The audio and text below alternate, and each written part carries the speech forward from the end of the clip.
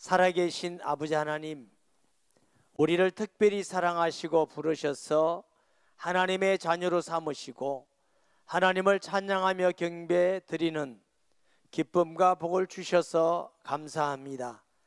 주님이 이 시간 우리와 함께 하심을 약속대로 믿습니다. 우리에게 말씀하시며 또 주께서 우리의 마음을 여사 하나님 말씀 받기에 합당하게 하여 주옵소서. 못나고 입술이 둔하고 자격 없는 종에게 영광스러운 직분을 주셔서 말씀을 수종들게 하여 주셔서 감사합니다. 간섭하시며 지켜주셔서 도구로 사용되어 하나님의 뜻만 증거되게 하여 주옵소서. 우리를 만드시며 우리를 사랑하시며 구원하신 영원하신 우리 아버지 하나님께 영광과 존귀를 돌립니다. 예수님의 이름으로 기도합니다. 아멘. 우리 하나님은 천지를 만드신 하나님이시고 천지 만물을 다스리고 섭리하시고 역사의 주인공이 되시는 줄 믿습니다. 정치가나 권세자들이나 혹은 장군들이 전쟁을 일으키기나 많은 일들이 있지만, 그러나 그 모든 간섭을 통해서 하나님은 뜻을 이루시는 분이십니다. 예수님이 탄생하셨을 때에 헤롯이라는 사람이, 왕이 2살 이하 어린아이는 전부 다 죽이라고 그랬어요. 그 일로 예수님의 부모님들은 예수님과 함께 애굽에 피난을 갔습니다. 언뜻 보면 왕이 사람을 죽이라는 것 같지만 애굽에서 나를 불렀다 해서 애굽에 피난 갈 것이 말씀에 예언되어 있고 성취되는 사건이 된 줄 믿습니다. 이처럼 사탄은 힘 있는 자들을 통해서 하나님의 일을 자기도 모르게 방해하지만 하나님은 하나님의 일에 전혀 방해받지 않으십니다. 벨릭스 총독, 베스도 총독, 아그리빠 왕이 자기들의 정치 목적으로 혹은 유대인들에게 환심을 사기 위해서 여러 가지 행위를 하지만 그 가운데서 하나님은 전도자 바울을 로마에 보내서 하나님의 복음을 전하게 하신 줄 믿습니다. 우리가 성경 속에서도 그것을 봐야 하고 또 일반 역사 가운데서도 흘러가는 역사만 볼 것이 아니고 그 가운데 하나님의 복음 전파가 어떤 통로를 통해서 이루어지는가를 볼 수 있는 영적 눈이 열려 있는 것이 성도의 눈이 되어야 될 줄 믿습니다. 1절에 보니까 베스도가 부임한 지 3일 후에 가이사랴에서 예루살렘으로 올라가니. 자, 베스도라는 총독이 아주 악한 자고 폭군이에요. 유대인들이 원성을 많이 사서 타누스가 가이사 황제 시제에게 많이 올라가다 보니까 이 벨릭스라는 사람은 왕의 부름을 받아서 재판하고 또 불행한 인생이 되었어요. 그러다 보니까 후임으로 베스도가 왔는데 베스도가 유대인들에게 환심을 사려는 생각은 당연히 있겠죠. 부임하면 좀 쉴 수도 있는데 쉬지 않고 3일 만에 바로 예루살렘으로 올라가서 그 유수한 예루살렘의 사내들인 공예 지도자들을 만나서 환심을 살기 위해서 지금 그렇게 하고 있음을 보게 됩니다. 대제사장들과 유대인 중 높은 사람들이 바울을 고소할세, 이 베스도가 예루살렘에 올라갔는데 그 지도자들을 물어서 요즘 유대인들은 어떻게 지냅니까? 하고 물었겠지요. 실적 뭔가 부족한 게 없습니까? 근데 그거 다 치우고 사내들인 공회에서 가장 관심 있는 부분은 지금 가이사랴에 구음하고 있는 그 바울을 다시 고소한 겁니다. 저놈 저거 죽여달라. 그게 유대인들의 최고의 관심은 바울을 죽여달라는 겁니다. 유대인의 마음 같지만 사실은 사탄의 주는 마음이지요. 베스도의 호의로 바울을 예루살렘으로 옮기기를 청하라. 청하라 말은 미완료형입니다. 계속 청하는 겁니다. 한 번 청하는 게 아니고 베스도 각하여 바울이라는 사람을 가이사랴에서 예루살렘으로 옮겨 주옵소서 이렇게 한 번 청한 게 아니고 계속적으로. 그러니까 베스도도 큰 부담이 되겠죠. 유대인에게 환심을 사야 되는데 지금 계속 청하니까. 이는 길에서 매복하였다가 그를 죽이고자 함이라. 진짜 목적은 바울을 예루살렘으로 오게 해서 재판을 정당하게 받기 위한 목적이 아니라 가이사랴에서 예루살렘에 가는 길에는 매복할 만한 많은 지형들이 있다고 그럽니다. 그 매복했다가 바울을 죽이는 것이 이들의 목적입니다. 악한 것이죠.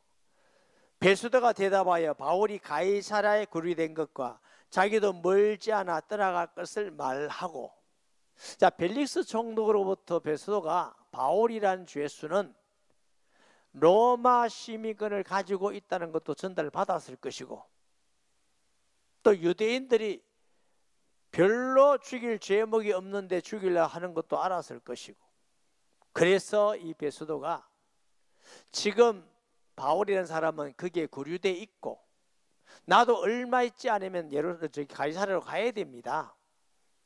그래서 여기에 바울을 오게 할 수가 없습니다. 그렇지만 당신들이 원한다면 사내들인 공의 유력자들이 나와 함께 가이사랴에 가서 고소하면 내가 정식으로 재판을 하겠습니다. 근데 베스도가 그래 말하여 이르되 너희 중 유력자들은 나와 함께 내려가서 그 사람에게 만일 옳지 아니한 일이 있거든 고발하라 하니라. 6절에 베스도가 그들 가운데에서 8일 혹은 10일을 지난 후 가이사랴로 내려가서 이튿날 재판 자리에 앉고 바울을 데려오라 명하니 그가 나오며 예루살렘에서 내려온 유대인들이 둘러서서 여러 가지 중대한 사건으로 고발하되, 자, 베스도를 둘러섰어요. 이렇게 포위하듯이. 그래서 이제 말한 거예요. 각하여 저 사람 꼭 죽여야 됩니다. 저 아주 죽일 죄인입니다. 한 사람만 말하는 게 아니고 협박하듯이 둘러서서 계속 말합니다. 당신도 만약 우리의 요구를 들어주지 않으면은 우리가 타는스를 가이사에게 올릴 겁니다. 벨릭스가 그 타는스에 받고 부름을 받아서 재판을 받았듯이 당신도 그러할 수 있습니다 하는 의도가 상당히 있는 행동의 모습을 보게 되는 거죠. 중대한 사건으로 고발하되 능히 증거를 대지 못한지라. 바울이 변명하여 이르되 유대인의 율법이나 성전이나 가이사에게 내가 도무지 죄를 범하지 아니하였노라 하니. 자, 가이사랴에서 한 2년 있었죠. 2년 전에 예루살렘에서 고소한 내용이 뭐냐면 3가지였어요. 저 사람은 로마의 어느 곳의 천하를 소욕케 하는, 데모하는, 소위 말하면 가이사를 반대하는 데모하는 사람입니다. 이거 하나예요. 둘째는 율법을 어겼습니다. 성전을 더럽게 했습니다. 바울은 율법을 어긴 적도 없고 성전을 더럽힌 적 없는데 드로비모, 헬라인 드로비모 같이 있는 걸 봐서 같이 갔다는 자기들의 생각으로 소욕해서 소동하고 선동한 것이죠. 그리고 바울이 가이사 로마에게 소동한 증거도 전혀 없어요. 그러니 바울이 당당하게 율법이나 성전의 문제나 가이사의 문제에 대해서 나는 다 법을 지켰고 거기에 대해서 무죄합니다 하고 당당하게 바울이 변호한 것입니다. 베스도가 유대인의 마음을 얻고자 하여 바울들을 묻되 너희가 예루살렘에 올라가서 이 사건에 대하여 내 앞에서 신문을 받으려느냐. 베스도가 그 예루살렘으로 오게 해달라는 부탁을 받았으니까 그들의 마음을 좀 얻어야 통치가 좀 편할 걸 알고 바울에게 저 예루살렘에 가서 내게 받으려느냐. 바울이 이르되 내가 가이사의 재판 자리에 앞에 섰으니 마땅히 거기서 신문을 받을 것이라. 당신도 잘 아시는 바와 같이 내가 유대인에게 불의한 행한 일을 없나이다. 바울이 다시 예루살렘에 가서 재판을 받는다 할지라도 그들의 재판은 불의하고 그 모든 것도 불법이고 죽이려는 악한 계기를 보고 나는 로마 시민권을 가진 사람으로서 가이사 황제에게 가서 나는 재판을 받겠습니다. 이러면 베스도도 거부할 수 없는 거죠. 로마 시민권은 굉장한 혈육이 있습니다. 만일 내가 불의를 행하여 무슨 죽을 죄를 지었으면 죽기를 사양하지 아니할 것이나 만일 이 사람들이 나를 고발한 것이 사실이 아니면 아무도 나를 그들에게 내줄 수 없나이다. 내가 가이사에게 상소하노라 한데, 이 바울은 평소에 로마에까지 가서 복음 전하기를 소원하는 마음이 있었고 또 그것이 하나님의 뜻이라는 걸 바울은 알고 있습니다. 아마 바울이 로마에 가서 가이사에게 상소하는 것은 법적으로 무죄를 선고받기 위한 뜻도 있겠지만 그보다 더 바울의 중심은 하나님이 이런 과정을 통해서 로마에 가서 복음 전하게 하는 것이 하나님의 뜻이다, 이렇게 확실히 믿었던 근거를 우리가 성경에서 볼 수 있는 것은 사도행전 19장 21절 말씀 봅니다.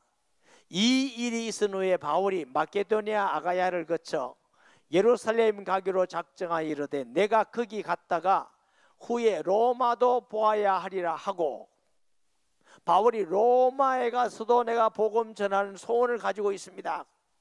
사도행전 23장 11절에 그날 밤에 주께서 바울 곁에 서서 이르되 담대하라, 내가 예루살렘에서도 나의 일을 증언한 것 같이 로마에서도 증언하여야 하리라 하시니라. 예루살렘에서 굉장한 위기를 당하면서 죽음의 위기를 보면서도 두려워할 때 하나님이 담대하라, 두려워하지 말라, 네가 예루살렘에서도 복음을 전한 같이 그러면 로마에 가서 가이사랴에 복음을 전하기 전에는 안 죽는다. 이 말은 하나님의 뜻이지요. 바울은 자기의 소원이기도 하고 하나님의 뜻이기도 하고, 바울이 로마에 가기 위한 것은 관광하려고 가려는 게 아니에요. 시골 생활이 싫어서 가려는 것도 아니에요. 많은 사람에게 숨겨져서 바울이 숨겨서 이제 편안하게 살아야지 이런 것도 아니에요. 오직 바울의 마음은 로마에 가서 복음 전하는 것이 바울의 꿈이고 소원인 줄 믿습니다. 버클레이라는 사람은 예수님이 이 땅에 오시기 전에 하나님이 모든 걸 준비하셨다.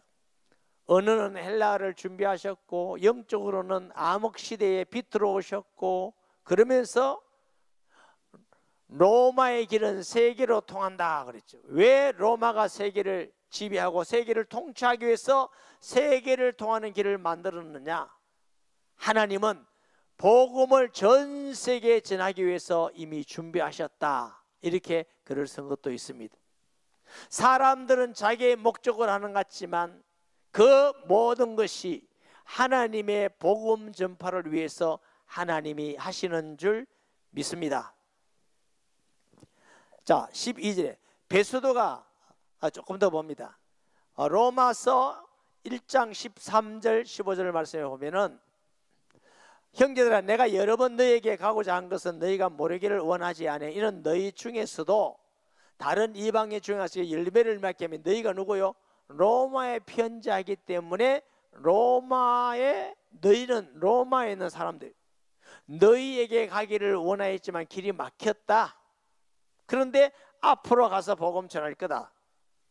로마서 15장 22절부터 좀 보겠습니다. 그러므로 또한 내가 너희에게 가려 하던 것이 여러 번 막혔더니 이제 이 지방에 일할 것도 없고 또 열애 전부터 언제든지 스바나로 갈 때 너희에게 가기를 바라고. 자, 당시의 사람들의 지구의 개념은 네모 반듯하다고 했다고 생각하는 거죠. 로마를 지나서 스바나 스페인까지가 세계 끝이라고 생각하고 땅 끝까지 가서 복음 전할 소원을 가지고 로마에게 복음 전하고 그 스바냐까지 가지도 복음 전하겠다는 소원이 바울에게 있음을 우리가 고백을 통해서 알 수가 있습니다. 12절에 베스도가 배석자들과 상의하고 이르되 너희가 가이사에게 상소하였으니 가이사에게 갈 것이니라 하니라. 아멘. 수일 후에 아그리빠 왕과 버니게가 베스도에게 문안하러 가이사랴에 와서, 자, 이 기독교와 아그리빠, 헤롯 가문과는 밀접한 관계가 있어요. 자, 1대 헤롯, 대헤롯이 예수님이 탄생하셨을 때 어린아이를 죽여라 한 게 그게 헤롯이에요. 그의 아들 안디바 헤롯은 세례 요한을 목베어 죽였습니다. 그리고 그의 손자인 아그리파 1세는 세베대의 아들 야고보를 칼로 죽였습니다. 지금 아그리파 정손자죠. 대헤롯의 정손자 아그리파 2세 앞에 바울이 서 있음을 우리가 보게 됩니다. 그리고 여기 아그리파 왕과 같이 오는 버니게라는 사람은 아그리파 2세의 1년 적은 여동생입니다. 헤롯 안디바 1세가 아그리파 1세가 벌레가 먹어서 죽었을 때에 이게 아그리파 2세는 17세의 소년이었다고 합니다. 그리고 한 50년 치레하다가 AD 100년에 후사가 없이 죽어서 헤롯가의 마지막 왕이 되었다, 이렇게 기록이 되어 있습니다. 그리고 버니게라는 사람은 아그리파 1세의 맏딸입니다. 맏딸이고 아그리파 2세의 1살 어린 동생이에요. 갈기스 왕과 결혼하여 두 아들이 있고 남편이 죽자 오빠인 아그리파 2세와 함께 살았어요. 가족으로 살았다 그 말이 아니고 그냥 부부관계로 산다는 그 말이에요. 그리고 사람들이 근친상은 했다는 소문이 돌자 잠재기 위하여 길리기아 왕 플레몬과 결혼했다가 다시 돌아와서 아그리파 2세와 살았고, 또 그 이후에 베스파니아 황제의 정부로 있었고 아들 티투스와 결혼까지 했습니다. 시민들이 거기에 반대하고 반발하니까 티투스를 내보내는 일을 했습니다. 이게 헤롯가가 굉장히 권위가 있고 아름답게 돈이 있고 좋은 옷을 입고 명예를 갖고 사는 것 같았지만, 사람 볼 때는 대단해 보였지만 그러나 그 속은 사망의 냄새가 나고 죄의 냄새가 부패하고 타락한 모습인데, 우리가 이러한 것을 부러워할 것이 아니라 우리 속에 예수님이 계시고 하나님의 자녀가 된 이 놀라운 은혜와 복을 우리는 분명한 정체성을 가지고 담대히 자랑할 수 있는 성도가 되기를 주의 이름으로 축복합니다. 그래서 이 아그리파 왕 2세죠. 베니게가 베수도에게 문하나를 가이사르 와서 여러 날을 있더니 베수도가 바울의 일로 왕에게 고하여 이르되 벨릭스가 한 사람을 구해하여 두었는데 내가 예루살렘에 있을 때 유대인의 대제사장들과 장로들이 그를 고사하여 정죄하기를 청하기에, 그때는 암살하기 위해서 40명이 준비되어 있었는데 거기에 동의를 사내들인이 했어요. 그 후에는 이제 2년 후에는 살인들인이 직접 바울을 죽이려고 지금 모의하고 있는 모습을 보게 되는 것입니다. 내가 대답하되 무릇 피고가 원고들 앞에서 고소하는 사건에 대하여 변명할 기회를 있기 전에는 내 주는 그것은 로마법의 법이 아니라 하였느라. 그러므로 그들이 와서 나와 함께 여기에 있음에 오매 내가 지체하지 아니하고 이튿날 재판자리에 앉아 명하여 그 사람을 데려왔으나 원고들이 서서 내게 침략하는 것 같은 악행 혐의를 하나도 제시하지 아니하고 오직 자기들의 종교와 또는 예수라 하는 이가 죽었다가 살아났다고 바울이 주장하는 이 일에 관한 문제로 고발하는 것뿐이다 그랬어요. 자, 바울이라는 사람은 로마 시민권을 있기 때문에 가이사에게 상소할 수 있는데, 바울이 태어나기 전부터 아버지부터 로마 시민권이 있어요. 하나님은 이것도 준비하고 예비한 줄 믿습니다. 그래서 바울을 로마에 보내서 복음을 전하게 하신 것입니다.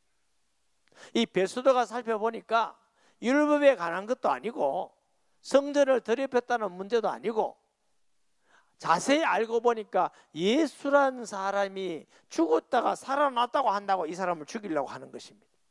여러분, 사도행전 3장에 베드로와 요한이 성전으로 올라다가 미문에 앉은 나면서부터 걷지 못하는 사람을 봤잖아요.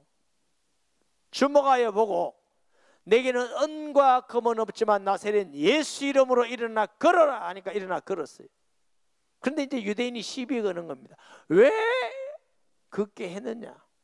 왜 일어나게 했느냐는 거. 베드로가 아니 선한 일에 대해서 왜 시비 거느냐? 선한 일에서 시비 거는 게 아니고 그 40년이나 나면서부터 앉아있던 사람이 일어났다는 말은 예수님은 하나님의 아들 그리스도요 지금도 살아 계신다는 사실인 줄 믿으시기 바랍니다. 아그리빠 왕과 버니게에 대해서 왜 여러분에게 자세히 말씀을 드렸느냐 하면은 사도행전은 역사적 사실입니다. 그렇기 때문에 우리가 믿는 예수 그리스도는 역사적 사실입니다. 누군가가 소설을 쓰듯이 사도행전을 기록하고 누군가가 종교를 만들듯이 예수라는 이름을 만들어가지고 종교를 만들고 이거 아니에요. 하나님은 역사 가운데 그의 아들을 이 땅에 보내셔서 십자가에 죽으시고 부활하셔서 우리의 구주가 되실 뿐만 아니라 누구든지 예수 믿으면 구원받고 증거로 사도행전의 역사적 사실로 예수 그리스도가 복음이 증거되고 하나님이 함께하는 역사가 일어난 줄 믿습니다. 우리가 믿기 전에 혹은 태어나기 전에 있던 모든 가정과 주위에 있는 배경과 여러분의 배운 지식과 은사가 예수님 안에 있으면 전부 다 복음에 유익하고 복음 전파에 유익한 것이 됩니다. 그러나 예수 바깥에 있으면 아무 의미가 없어지는 것입니다. 예수는 우리 인생의 의미이십니다. 할렐루야. 그러므로 이 베스도도 보니까 사실은 율법의 문제도 아니고 성전의 문제도 아니고 가이사 앞에 죄 지은 것도 아니고 너 한 사람이 죽었다가 살아났던 문제다. 여러분, 예수님은 부활하셨습니다. 우리의 구주가 되심을 믿습니다. 내가 이 일에 대하여 심리할는지 몰라서 바울에게 묻되 예루살렘에 올라가서 이 일을 신문을 받으려 한적 바울이 황제의 판결을 받도록 자기를 지켜주기를 호소하므로 내가 그를 가이사에게 보내기까지 지켜두기로 명하였나니 아그리빠가 베스도에게 이르되 나도 이 사람의 말을 듣고자 하노라. 베스도가 이르되 내일 들으시이다 하더라.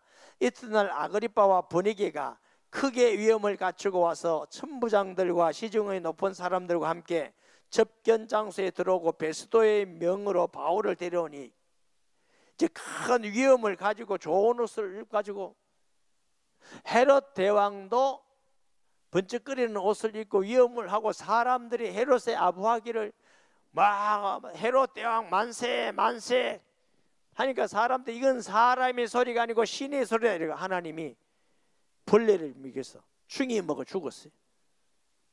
여러분, 사람들이 높고 화렵고 영광스럽다는 거 너무 부러워하지도 말고 두려워하지도 마시기 바랍니다.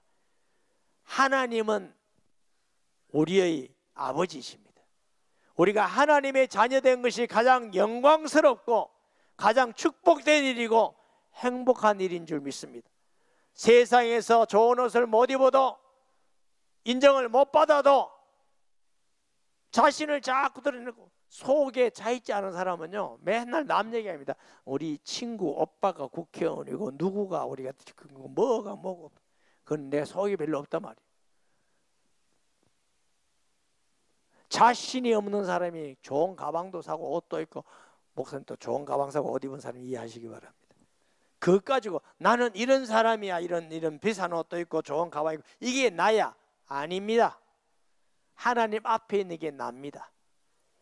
제가 학교 다닐 때에 우리 교수님이 독일에서 박사를 받았는데 대학에서 박사학위를 안 줬어요. 우리가 정식 법에 제수의 이유가 뭐냐면 학위 논문을 심사할 교수가 없어.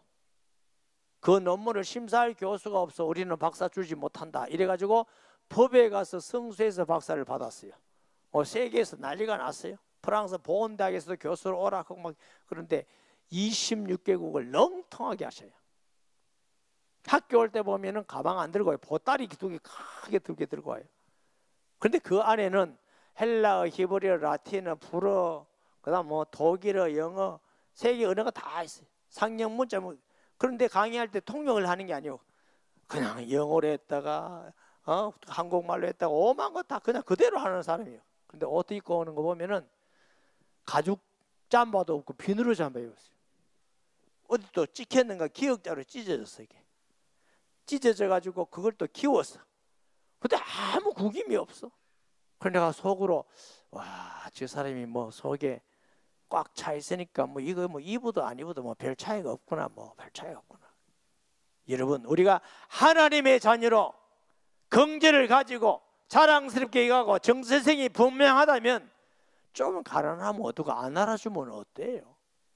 좀 인정 못 받으면 어때? 내가 하나님께 인정받는 것인데 인정 못 받으니까 죄가 많으니까 불안하니까 아그리빠 왕과 버니게는 오만 걸 다 치장해서 사람들에게 대단한 것이 나오지만 불쌍한 인생인 거죠. 베수다가 말하되 아그리빠 왕과 여기 같이 있는 여러분이요, 당신들이 보는 이 사람은 유대의 모든 무리가 크게 외치되 살려두지 못할 사람이라고 하여 예루살렘에서와 여기서도 내게 청원하였으나 내가 살피건대 죽일 죄를 범한 일이 없더이다. 그러나 이제 황제에게 상소한 거로 보내기로 결정하였나이다. 이에 대하여 황제께 확실한 사실을 아랠 것이 없으므로 신문한 후 그들 특히 아그리빠 왕 앞에 당신이 그를 내세웠나이다. 그 제목도 밝히지 아니하고 죄수를 보내는 것이 무리한인 줄 아나이다 하였더라. 아니, 일개 총독이 세계 왕인 가이사 앞에 상소하는데 이거 무슨 일로 한다고? 모르겠습니다. 이런 말이 안 된다. 이 바울이라는 사람은 어디 출신이고 무슨 죄를 지었고 어떤 사유로 억울해서 상소했습니다. 이렇게 말해야 되는데 그걸 하기 위해서 당신 앞에 있습니다. 여러분 8절에 보면은 바울이 변명하되 유대인의 율법이나 성전이나 가이사에게나 내가 도무지 죄를 범하지 아니하였나이다. 바울은 로마의 속국으로 있으면서 로마가 악을 행하고 로마가 불법을 한다 할지라도 지킬 수 있는 로마 법은 내가 지켰습니다. 왜? 복음에 유익하기 위해서입니다. 그리스도인은 어느 나라든지 나라 법을 지켜야 됩니다. 그래야 복음을 전하게 유익한 줄 믿습니다. 법을 어기면서 불법하면서 또 가서 권력을 탈취하기 위해서 총칼을 가지고 하고, 그건 그리스도인이 하는 게 아닙니다. 북한 권력이라도 우리가 잘못됐습니다. 그건 잘못된 거고 죄입니다. 불의합니다. 우리가 기도할 수 있고 할 수 있습니다. 그러나 북한 권력을 없애기 위해서 총칼을 가지고 데모하고 이뤄진 것은 기독교인이 하는 게 아닙니다. 기독교인의 나라는 이 나라가 아닙니다. 영원한 하나님의 나라인 줄 믿습니다. 바울은 복음을 전하면서 그 복음을 통해서 하나님의 나라를 확장해 가는 것이 바울의 뜻이고 사명인 줄 믿습니다. 로마서 13장 1절에 위에 있는 권사들에게 순종해라 그랬어요. 모든 권세는 하나님께로부터 나오는 것이다. 그러면 모든 권세를 순종했는데 어디까지 순종해야 되느냐? 둘째, 하나님의 말씀에 어긋나면 순종할 수 없습니다. 하나님의 자녀는 우선순위가 하나님의 말씀인 성경 말씀에 먼저 순종하는 것이, 그게 하나님의 백성이고 그리스도인입니다. 일제시대 때 예배당 안에 신사를 갖다 놨어요. 그 신사를 갖다 놓고 신사에게 경배하고 예배드리라는 겁니다. 장로교 총회가 평양에서 열렸을 때에 순경들이 총칼을 가지고 협박하고 반대하는 사람을 잡아가려고 번쩍번쩍 하는 사이에 총회가 열렸어요. 그래서 가게를 하는데 손을 들고 아니요 하는 사람이 있었어요. 주기철 목사님, 신사 참배는 우상 숭배입니다. 신사 참배하고 예배 드릴 수 없습니다. 이러고 잡혀가지고 감옥 살았죠. 결국 순교했잖아요. 나라법이라도 하나님의 법에 어긋난다면 비판하고 저항하고 잘못했다고 말할 수 있지만 외에는 순종해야 됩니다. 그래서 우리가 동성연애는 잘못된 것입니다.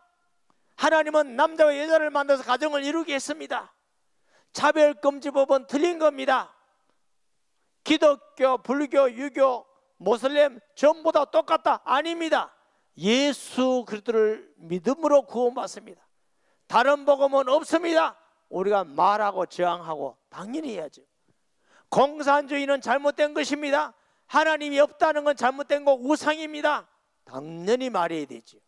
그러나 우리가 막 무력을 총괄해 가지고 그 권력을 얻기 위해서 막 하고, 그것은 기독교인이 하는 게 아닙니다. 기독교인은 이 나라가 영원한 우리나라가 아니라 하나님의 나라인 줄 믿습니다.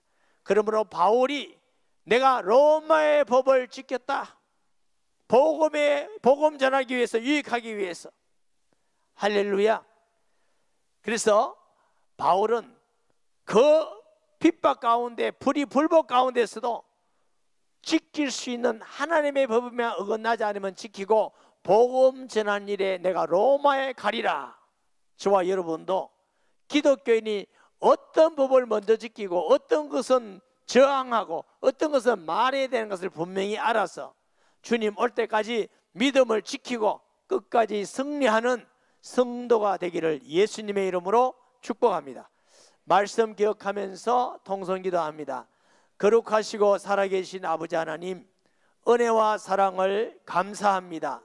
이 시간도 주께서 주신 말씀 기억하면서 예수의 피로 구원받은 우리는 하나님 말씀을 제일 먼저 지키고, 하나님 말씀에 어긋나지 않다면 나라법도 지켜가는 하나님의 백성들이 되게 하셔서 복음 전하는 데 유익하며 이 땅 위에 하나님의 구원받을 사람을 찾게 하시고 구원의 역사를 이루어가는 교회와 성도가 되게 하여 주옵소서.